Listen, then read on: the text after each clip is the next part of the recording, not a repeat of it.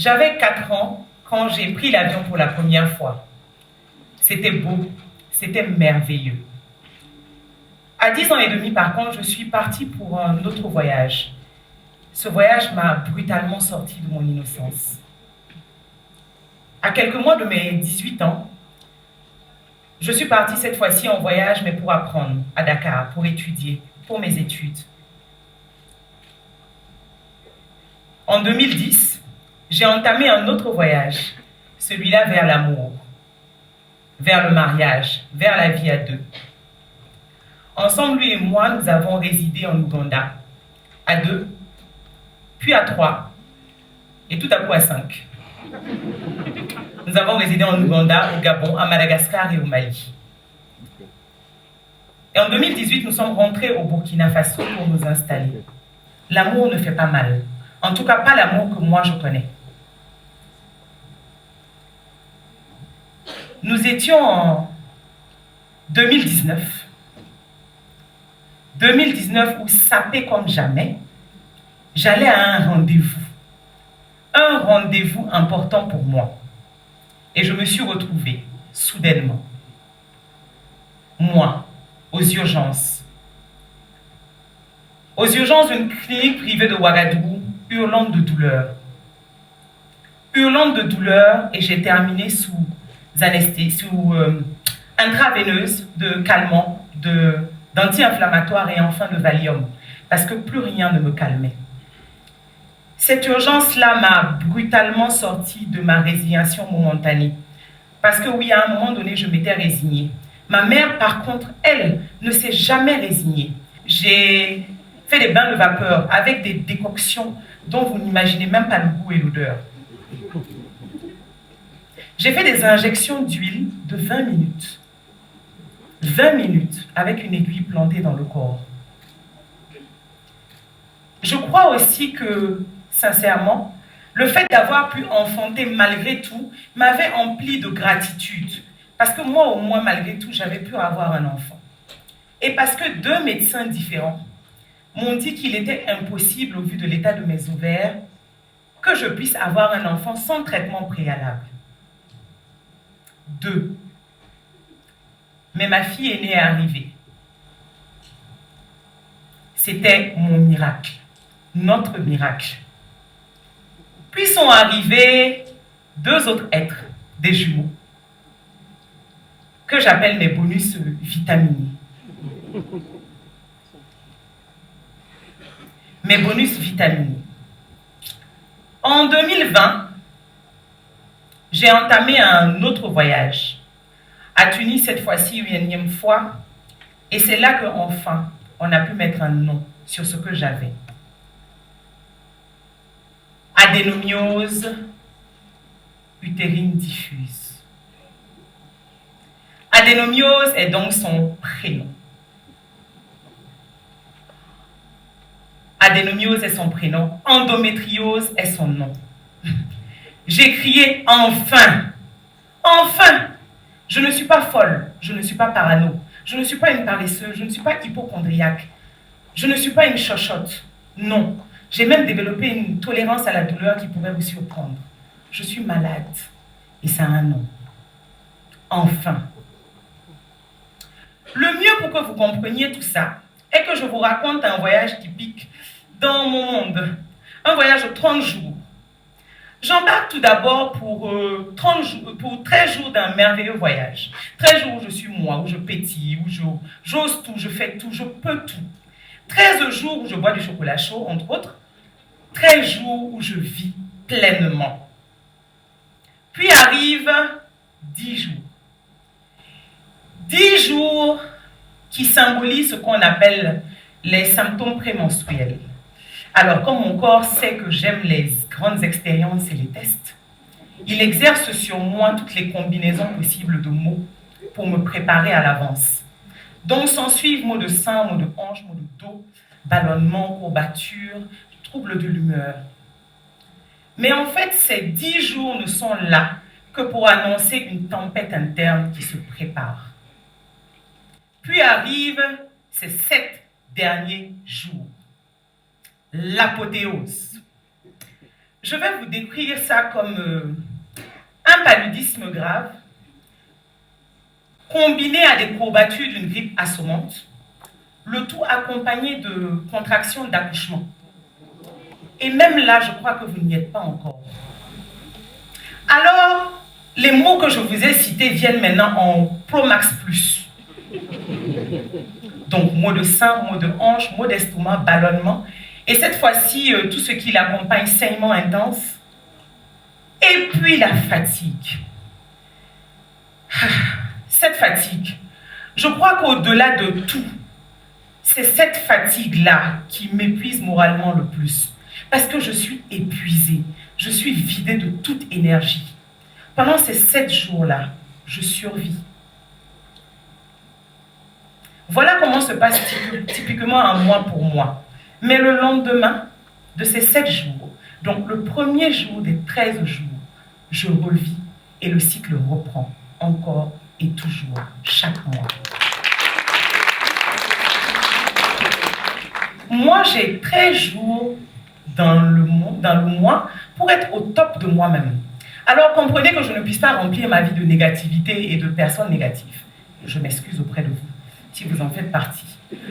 Je puise en moi la positivité qu'il me faut, mais je m'entoure aussi de personnes positives et qui ont un impact sur moi.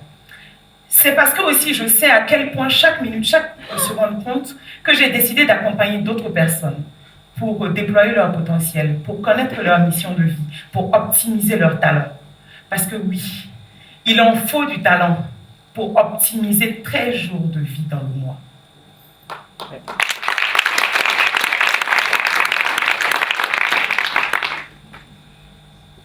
L'endométriose touche 190 millions de femmes dans le monde. Je vous rappelle que les opiacés contiennent de l'opium. Un de mes médicaments contient de l'opium. Donc je peux vous dire que je sais ce que c'est que de planer haut.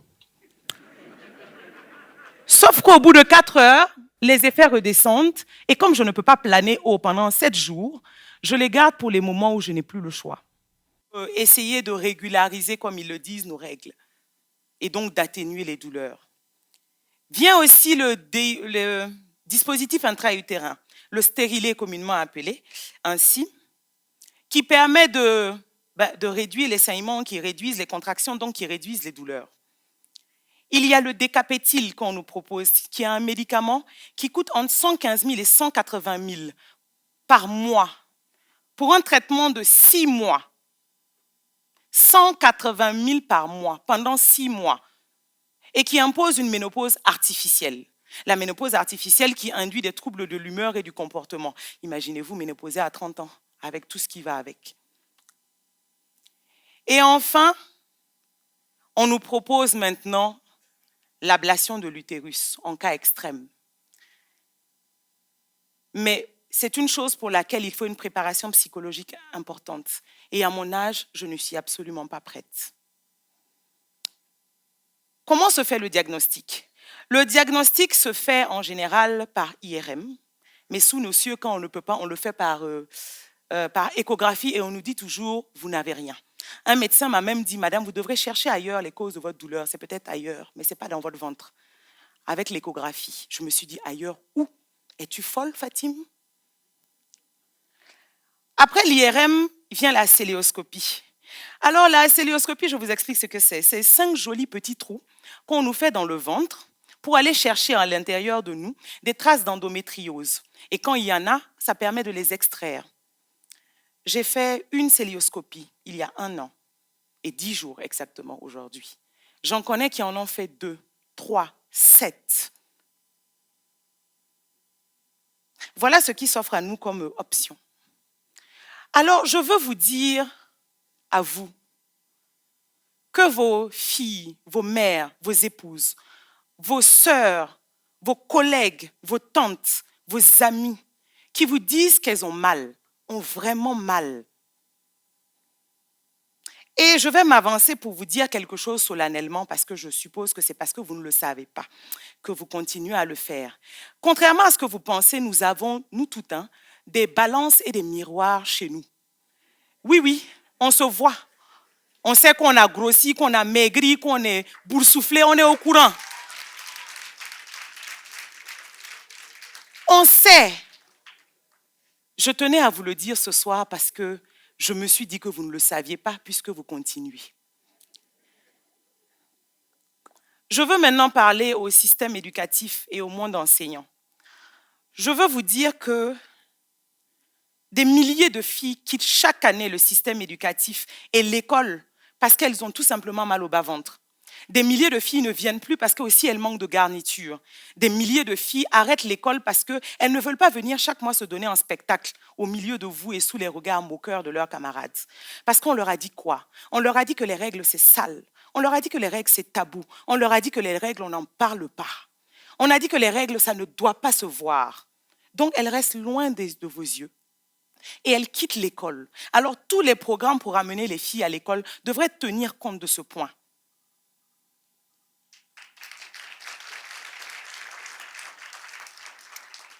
Je veux maintenant parler au monde médical. Oui, vous. Vous que nous venons voir pour nous rassurer, vous êtes peu à connaître cette maladie. Alors une mise à niveau générale s'impose.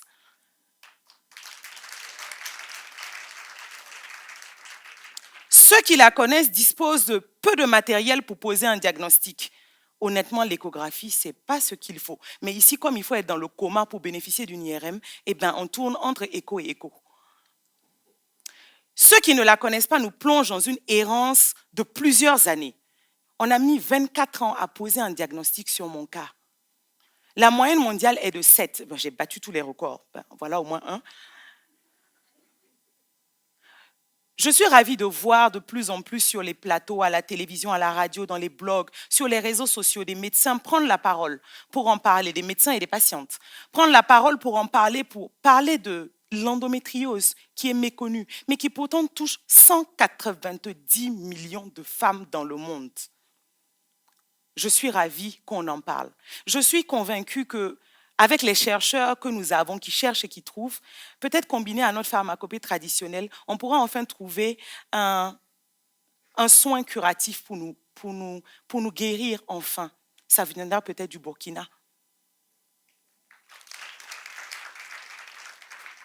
Je veux maintenant parler aux entreprises qui nous emploient. Je sais, vos doutes sur la véracité de nos propos sont compréhensibles. Mais comment être efficace quand on a si mal? Comment être efficace quand on est obligé de changer de garniture toutes les heures, toutes les 2 heures? Vous ne le savez pas, mais nous portons souvent plusieurs sous-vêtements, plusieurs vêtements, juste pour venir au boulot.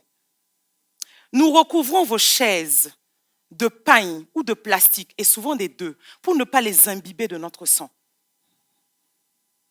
Comment être efficace avec de telles équations en tête tous les jours? Je sais que vous ne faites pas dans l'humanitaire, je le conçois. Mais je veux vous dire aussi qu'on travaille aussi très bien par objectif et que nos jours de présence aident à compenser largement tous nos jours d'absence. Alors je vais vous demander un peu d'indulgence parce que quand en dépit de tout, on vous dit qu'on ne peut pas venir, c'est parce qu'on ne peut vraiment pas venir.